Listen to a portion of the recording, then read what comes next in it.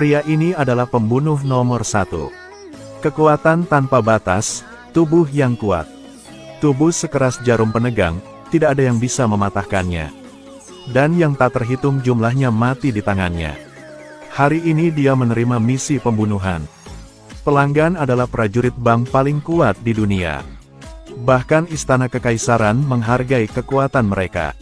Kaisar juga secara pribadi memanggil Tuan Singa Emas. Ingin mereka mengawal 50.000 tael emas yang disita ke ibu kota. Setelah melakukan ini, pahlawan bank akan dihadiahi 3/10 emas sebagai hadiah. Kim Su mendengarnya dan setuju. Siapa sangka, di tengah malam, dia tiba-tiba mati karena jarum beracun. Dan pembunuhnya adalah saudara angkatnya, Master Perak dan Master Perunggu. Dua orang ingin memonopoli 50.000 tael emas sebagai milik mereka. Setelah kematian Tuan Negara, sang bankir, Tan Truong, mengambil alih pahlawan bank. Tetapi untuk menghindari masalah di masa depan, dia juga ingin melenyapkan putra singa emas Tang Yi. Segera Tang Yi akan bekerja. Menerima kabar kematian ayahnya, dia mengenakan baju besi khusus dan mengucapkan selamat tinggal pada gadis di hatinya. Naik kuda berlari pulang. Namun, Ngansu mengatur pembunuh untuk menyergap penginapan. Tunggu Tang Yi duduk. Pembunuh itu mengeluarkan belatinya dan bersiap untuk beraksi. Tapi saat dia baru saja meletakkan tangannya di bahu Tang Yi, jari-jarinya dipotong oleh baju besi. Tang Yi langsung tendangan. Langsung kirim dia ke neraka. Kemudian dia terbang ke udara untuk menghindari pedang yang datang dari belakang. Kemudian menikam para pembunuh dari belakang dengan belati di lututnya. Dia terbang dan menendang dagu pembunuh lainnya. Dengan tubuh yang begitu cepat, Tang Yi cepat menghadapi bahaya. Pemimpin tahu dia bukan tandingannya. Terburu-buru melarikan diri ke hutan. Di sini sudah mengatur perangkap. Saat Tang Yi mengejar, dia diikat oleh pembunuh penyergap. Melihat diri sendiri akan mati, Tang Yi menundukkan kepalanya dengan kuat. Senjata rahasia segera terbang keluar. Tepat setelah itu, belati ditembakkan bersamaan dan situasi berbalik. Kemudian dia mendekati pemimpin yang sekarat itu. Berniat menanyakan siapa dalang dari mulutnya. Tanpa diduga, pemimpin yang akan mati ingin menyelinap menyerang. Dia ditusuk di leher oleh Tang Yi dengan pisau di kakinya dan mati seketika. Singa Perak dapat kabar. Tidak ada cara lain untuk menggunakan sejumlah besar uang untuk menyewa pembunuh top. Hewan liar. Saat ini, Tang Yi juga memasuki kota. Di kedai membahas rencana untuk berurusan dengan Singa Perak. Tiba-tiba, sekelompok anak datang bergegas masuk. Seret mereka keluar. Ketika mereka datang setelah gang kecil, telah disandera oleh binatang buas. Tang Yi merasakan bahayanya, tapi sudah terlambat.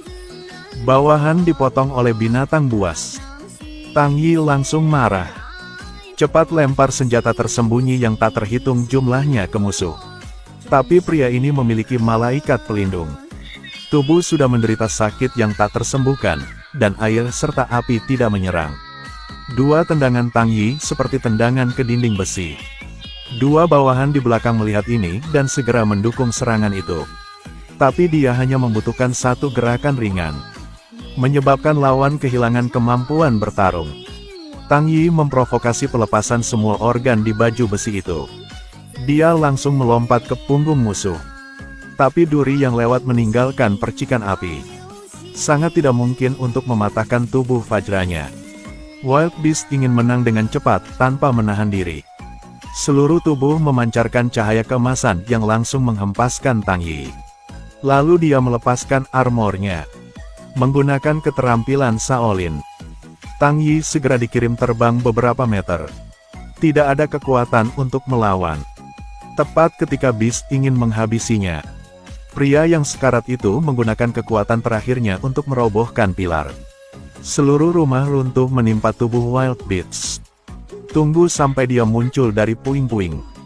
Tang Yi dengan cepat menghilang. Ketika dia sadar kembali, dia menemukan bahwa orang yang menyelamatkannya adalah pandai besi kota Xiao Hei.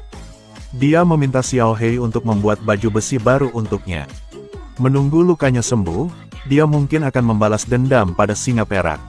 Tetapi hal-hal baik tidak bertahan lama. Xiao Hei baru saja keluar dan ditangkap oleh geng itu.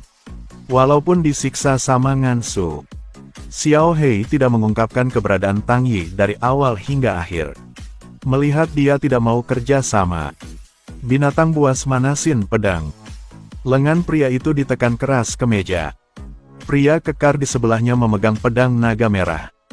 Sebilah pisau memotong lengan kirinya. Pria itu sangat kesakitan. Dia dengan putus asa memohon kepada orang di sini. Pria paksa itu tidak bereaksi sama sekali. Bidik lurus ke lengannya yang lain. Potong sekali lagi. Rasa sakit yang luar biasa menyebabkan dia jatuh koma. Melihat Xiao Hei kehilangan kedua tangannya, singa perak memutuskan untuk biarkan pria ini mati sendiri.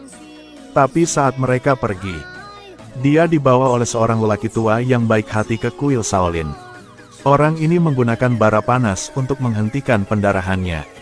Setelah masa pelatihan, Xiao Hei mendapatkan hidupnya kembali. Untuk membalas dendam, dia menelan pahit. Akhirnya menemukan meteorit. Dia menggunakan metalurgi manusia supernya. Membuat sepasang tangan dari adamantium. Lalu solder pada tangan yang hilang. Kemudian perbaiki dengan paku keling. Ketika keduanya telah menjadi satu, ada gambar merah di punggung Xiao Hei. Berkat kekuatan yang dalam, lengan patah dan tangan besi bergetar sempurna. Satu pukulan mengenai besi seberat 10.000 pon dan itu pecah. Pada saat ini, Tang Yi yang terluka parah juga pulih. Dia baru saja tiba di tempat persembunyian Tie Hak. Mereka memutuskan untuk bergabung untuk membalas dendam pada singa emas. Dua geng ini telah lama bekerja sama. Mereka akan membawa 50.000 tael emas dari istana. Tersembunyi di nektar panjang gedung kaleidoskopik. Tapi mereka tidak tahu, Lady Mok ingin memonopoli emas ini. Jadi biarkan para wanita menjaga orang-orang geng Bang. Sementara mereka masih mabuk dalam kegelapan. Lady Mok memberi sinyal. Adegan penuh warna tiba-tiba berubah menjadi horor.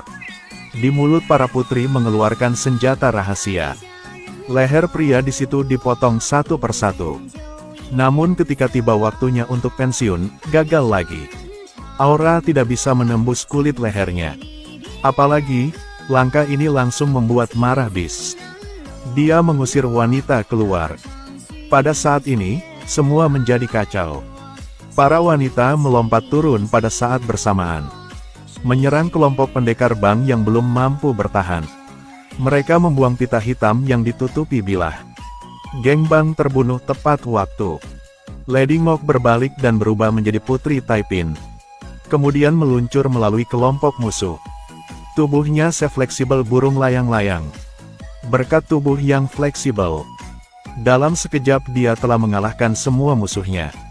Namun pada saat itu, rekan keduanya, prajurit Bang, bergabung. Tubuh kecil Lady Mok sangat cepat. Telah jatuh ke posisi rendah. Di saat bahaya, kedua bawahan itu segera mengambil tindakan untuk mengikat Dongsu. Lady Mok mengambil kesempatan untuk menyematkan kipas besi ke lehernya. Tapi saat Dongsu akan mati, melemparkan senjata di tangannya. Senjata terbang ke anak yang tidak bersalah. Jadi, Lady Mok melompat ke udara. Satu tembakan ambil itu. Tapi sayangnya dia menerima pukulan fatal dari Dongsu. Keduanya jatuh dalam genangan darah pada saat yang sama, tanpa menutup mata. Pada saat yang sama, Tang Yi ada di ruang rahasia. Bertemu dengan musuh yang membunuh ayah Sengansu. Dia kemudian memimpin Tang Yi ke suatu tempat. Adalah ruangan yang diatur penuh dengan perangkap. Tapi menghadapi Tang Yi yang lengkap, Ngansu bukan lawannya. Dia terjebak di dinding oleh Tang Yi. Pada akhirnya dia dihancurkan sampai mati oleh 5 ton emas di tempat. Di sisi lain Tie Hak akhirnya tiba. Dia menggunakan tangan besinya untuk langsung mendobrak pintu di dalamnya. Pertempuran sengit terjadi antara dia dan gerombolan prajurit Bang. Tinju besi yang dia gunakan sangat kuat. Satu pukulan sudah cukup untuk membuat mereka kehilangan kekuatan bertarung. Segera mereka semua pergi ke tanah ekstasi. Sekarang di sini penuh dengan mayat. Hanya sisa Xiao Hei dan Wild Beasts. Musuh bertemu mata langsung merah. Tie Hak ingin segera menghancurkannya berkeping-keping. Wild Beast memandangi tangan besi itu dan merasa familiar. Keduanya perlahan berjalan menuju tengah ring dan dengan cepat saling meninju. Tangan besi dan tangan perunggu saling bersentuhan, percikan segera menyala. Menyebabkan dua untuk bangkit kembali pada waktu yang sama. Kali ini Beast tidak memanfaatkan kesempatan itu. Di bawah serangan kuat Tie Hak, Wild Beast dipukul dengan pukulan dan jatuh ke tanah. Jelas, tubuh sekeras intan juga sulit ditopang oleh tangan besi. Begitu Xiao Hei mendekat, Wild Beast meninjunya begitu keras sehingga dia jatuh ke belakang. Di bawah kegilaan Wild Beast, Xiao Hei dipukuli hingga terluka parah dan jatuh ke tanah. Tepat ketika Beast hendak menyerang pukulan yang menentukan, lehernya tiba-tiba berdarah. Ketika Xiao Hei melihat ini, dia langsung teringat bahwa dia telah mengetahui tentang lokasi titik akupuntur di kuil Shaolin. Kemudian dia dengan cepat bangkit dan meninju tiang kayu. Kemudian mulai dengan kasar menyerang titik-titik akupuntur di tubuh Wild Beast. Setiap serangan diarahkan ke titik lemah.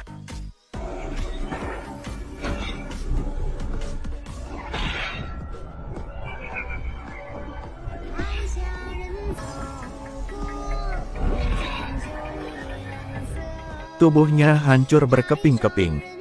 Pada pukulan terakhir, ketika tangan besi bergerak di sekitarnya dikelilingi oleh angin puyuh, pembunuh top dunia begitu saja pecah menjadi potongan-potongan kecil yang terbang kemana-mana.